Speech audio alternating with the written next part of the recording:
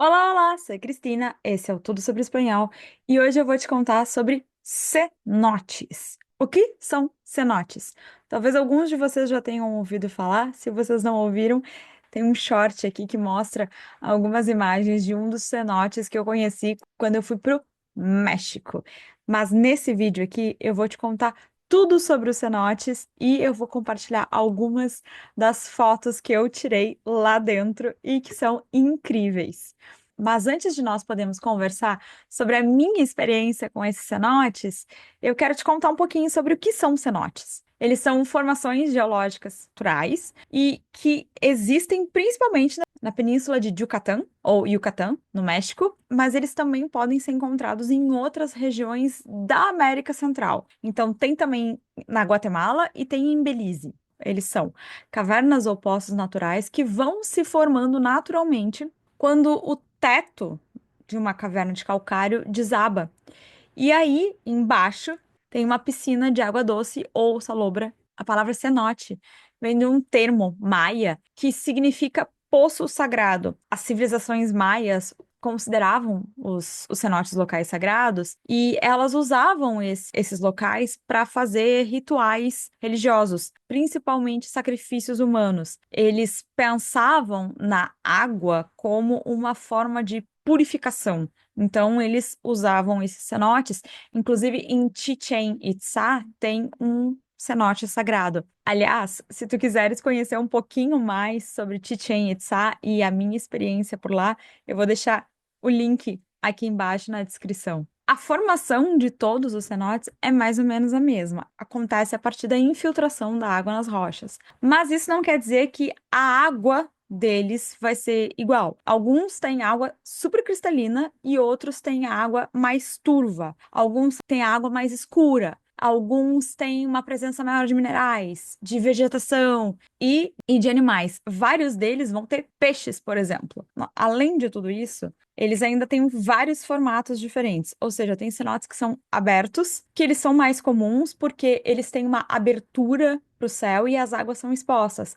Nesses cenotes, quanto maior essa abertura para o céu, mais entra a luminosidade do dia, e aí é mais claro lá dentro, então dá para enxergar melhor, mas a água também fica mais quentinha.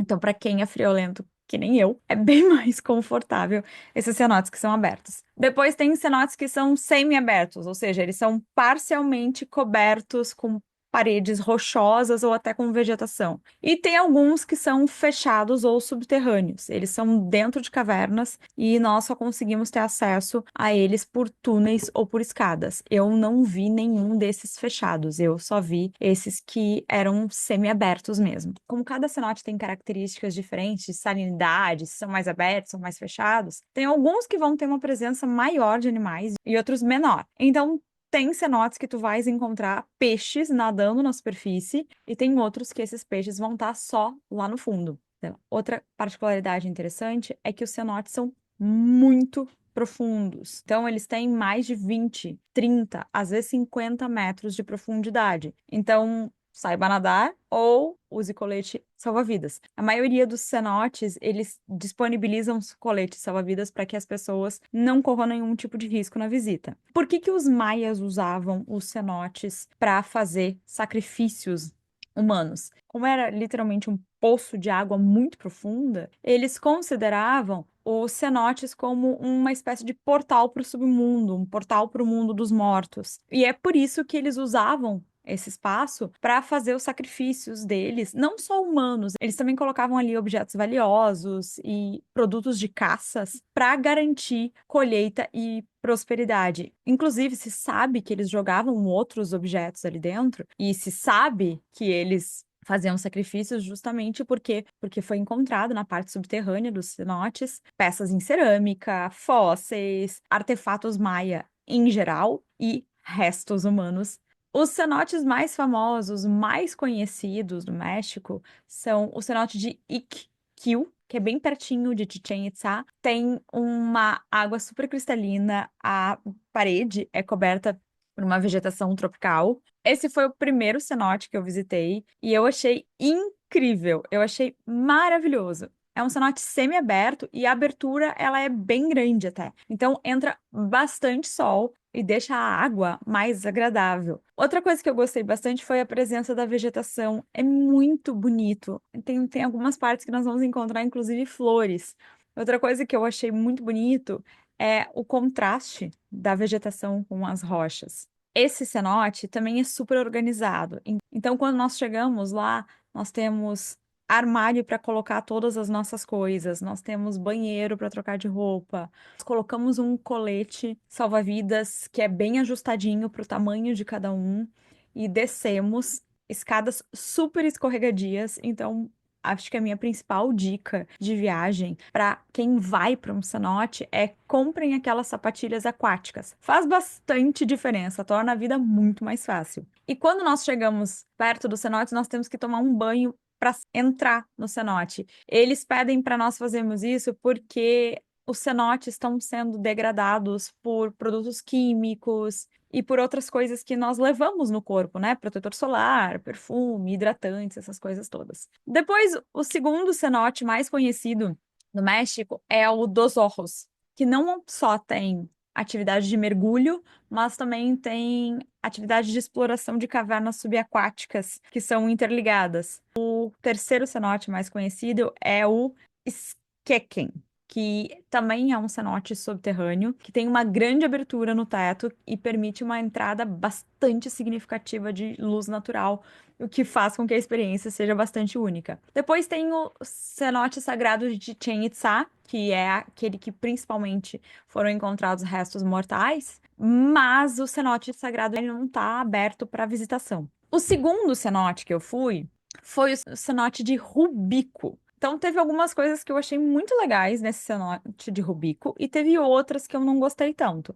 A estrutura em Rubico, ela não é tão boa quanto a de Ikkyul, que foi o primeiro cenote que eu visitei e que é bem pertinho de Chichén Itzá. Em Rubico, os armários para deixar as coisas, eles não fazem parte da visitação, então tu tem que contratar a parte.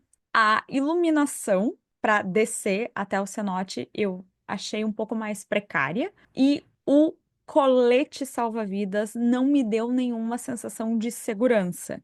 Então, eu me senti menos confortável com o colete salva-vidas do que no primeiro cenote. Mas Cristo não sabe nadar? Sim, eu sei nadar, mas quando eu faço um passeio assim, eu quero entrar na água para me divertir, para ficar tranquila, para ficar de boa, não para ficar me preocupando se o meu colete salva-vidas é muito largo ou não para mim. E não tinha nenhum colete salva-vidas pro meu tamanho. Literalmente todos eles ficavam gigantescos. Então eu escorregava por baixo do colete.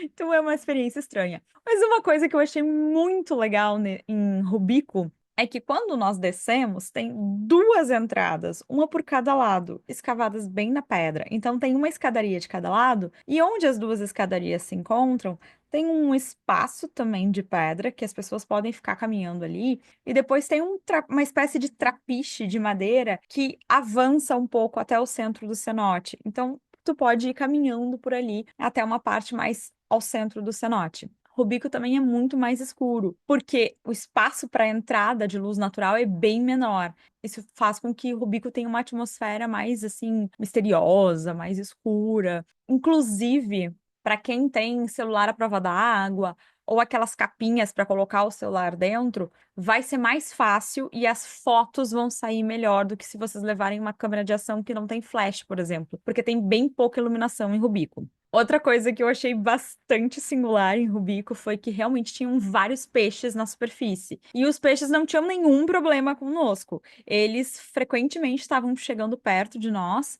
E, inclusive, eu tive alguns que bateram, assim, na barriga, pernas. Então, foi uma sensação bem engraçada. Porque eles ficavam dando cabeçadinhas na gente, assim. Aí, depois, eles desviavam e iam nadar em outro lugar. Tem várias atividades que se pode fazer no cenote, tudo depende da estrutura do cenote em si e da gestão que fazem do lugar. Então, tem alguns cenotes em que dá para fazer mergulho e snorkel, tem outros que pode fazer caminhada, que pode fazer escalada, que pode fazer exploração das cavernas subaquáticas, e tem outros que tu pode simplesmente ficar nadando, ficar tranquilo e sem fazer nada naquela água que é extremamente relaxante. E apesar de ter bastante turista nos cenotes, eles são lugares bem tranquilos, assim. Tu não ouve muito barulho, então é bem relaxante, é bem tranquilo. Inclusive, alguns a água vai escorrendo pelas plantas ou pelas próprias paredes da caverna e forma uma espécie de cachoeirinha, assim. É super agradável ficar ouvindo o barulhinho da água em contato com o cenote. Para quem vai para o México, não dá para deixar de conhecer os cenotes. A experiência é realmente incrível. Nós vimos dois cenotes. Em algumas questões eu gostei muito mais do primeiro que nós vimos, que era muito mais comercial, era uma atração turística mesmo. O segundo, ele estava numa área bem mais no interior e ele parecia ser uma propriedade mais familiar, tinha um restaurante, uma lojinha, mas ele tinha uma estrutura bem mais reduzida. Mas eu gostei de coisas em ambos. Mas cabe salientar uma coisa importante. Para quem está nos resorts de Cancún, talvez não valha tanto a pena, porque vocês já estão pagando uma diária super alta para ficar no resort. E a viagem de ida e volta, ela é muito longa. Ela é em torno de 2 horas, 2 horas e meia. Tem que sair de Quintana Roo, que é onde fica Cancún, para ir até Yucatán, que é onde estão os cenotes. Então, uma dica super útil é não se hospedar nos resorts, se vocês quiserem fazer esse tipo de passeio.